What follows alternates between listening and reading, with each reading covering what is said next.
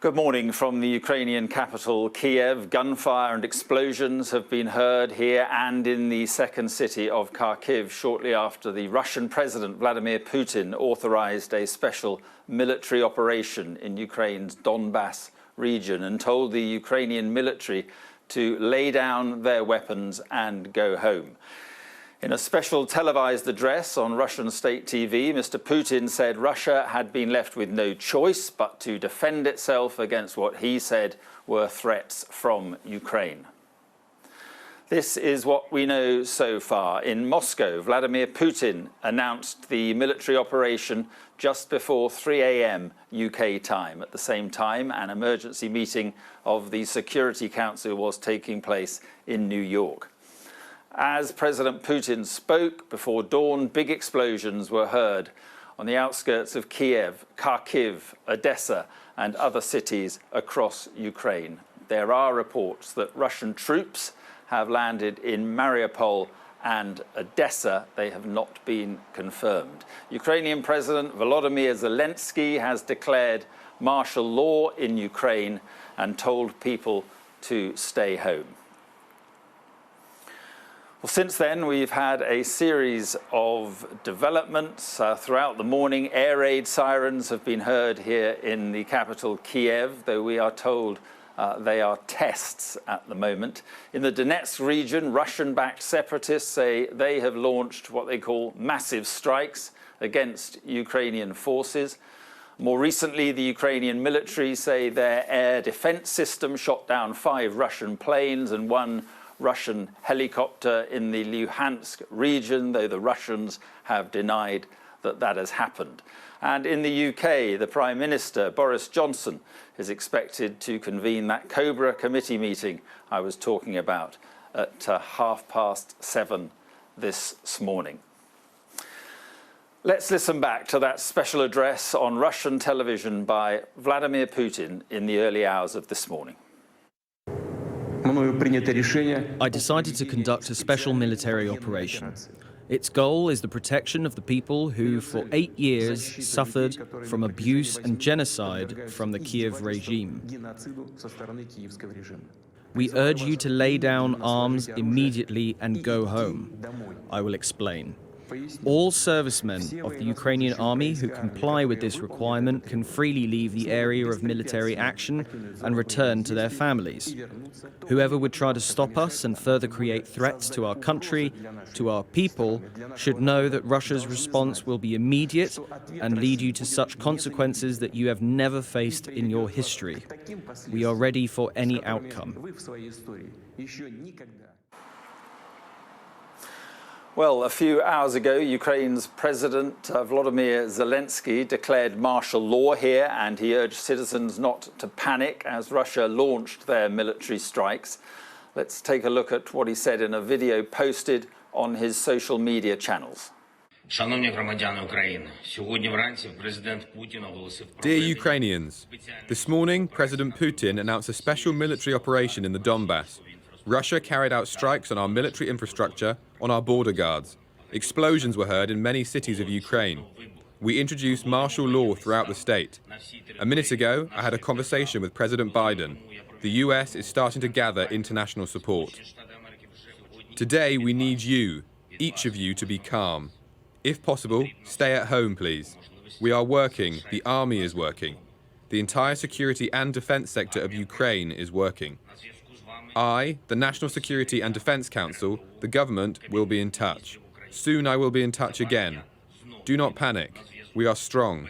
We are ready for everything, and we will defeat everyone, because we are Ukraine. Glory to Ukraine.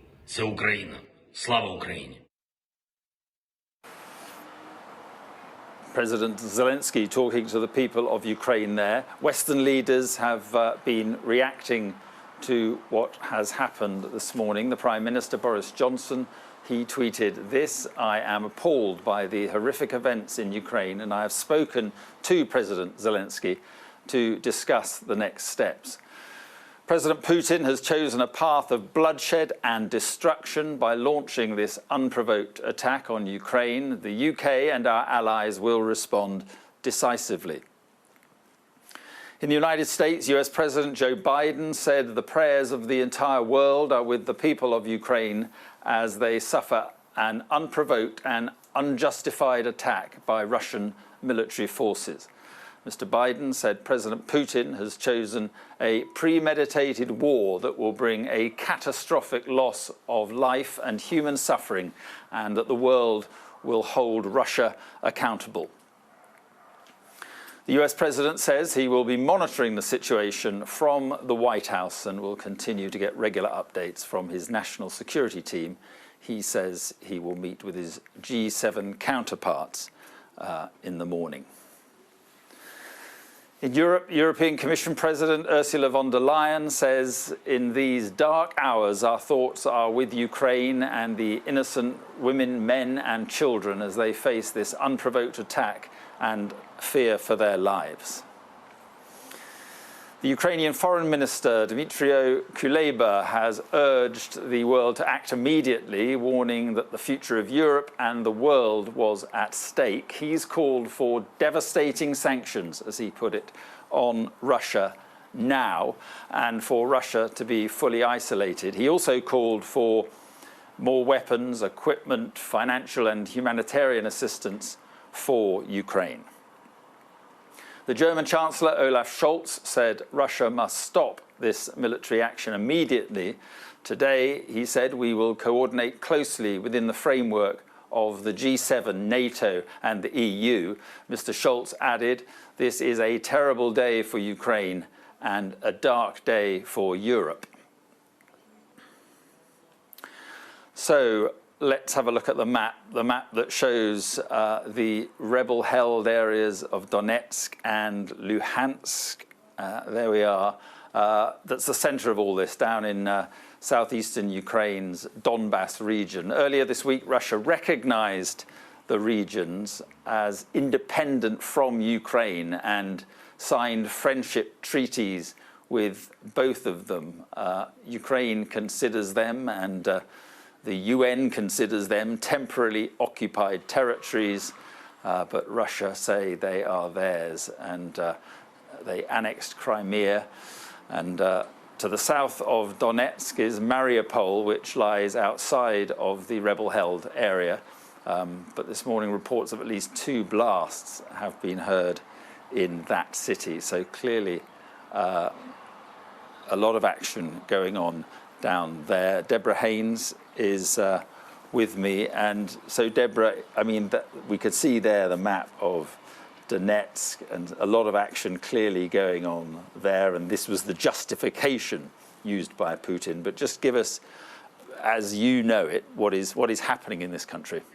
Well, in terms of that justification, you heard President Putin talking about genocide, which is just completely false. He's created this false narrative to justify what he's done, saying that there's been like these attacks in the east and that the Ukrainian government poses that threat, which is just not true. And in terms of what is Deborah, I do apologise. We're just going to lose a guest. It's a Ukrainian MP. I will come straight back to you. Lesia Vasilenko is a member of the of the Ukrainian Parliament in Kyiv, and she can speak to us now. And can you just give us, first of all, your reaction to what is happening to your country this morning? Okay, well, first of all, I'd like to say that it's not separatist-held areas or whatever the terminology you were using. These are Ukrainian territories which are occupied today, not by separatists, but by Russian armies, irregular forces of the Russian military, and also regular Russian military, which has broken Ukrainian borders, which is bombing Ukrainian airports, and which is literally marching onto Kyiv and other cities. So this must be very clear. We're not talking about any kind of civil war or any hints at civil war. Literally, Ukraine is at war, a war which was declared by Russia at 5 a.m. this morning, Kyiv time officially, and 3 a.m. UK time, but also a war which has started several hours before that, when the first shellings of eastern parts of Ukraine have started. So I urge you all, please, the media, the international community, politicians, to use the proper language. There are no separatists. These are Russian military which are attacking a sovereign, independent country which is merely fighting for the right to exist. Absolutely. And what do you think that President Putin wants to achieve here? Well, it is clear he doesn't want Ukraine to exist as is. He is either going to destroy our country physically, or he is going to destroy us politically by putting pressure now on the people, keeping the people in fear, and making sure that the politicians like myself come into parliament and vote for ridiculous decisions, saying that Ukraine will never be part of NATO, saying that Ukraine admits that Crimea is Russian, and whatever other complete madness that he has in his mind in order to rebuild his Russian empire. And this is the crazy world that we live in today. Just this morning, I've been up since 5:30 a.m. Kyiv time. And at 7 a.m., I was already in the Rada, prepared to vote for the martial law. And we voted the martial law in. Ukraine is in a state of war, a war declared by Russia on Ukraine, and which started back in 2014 with Russian aggression.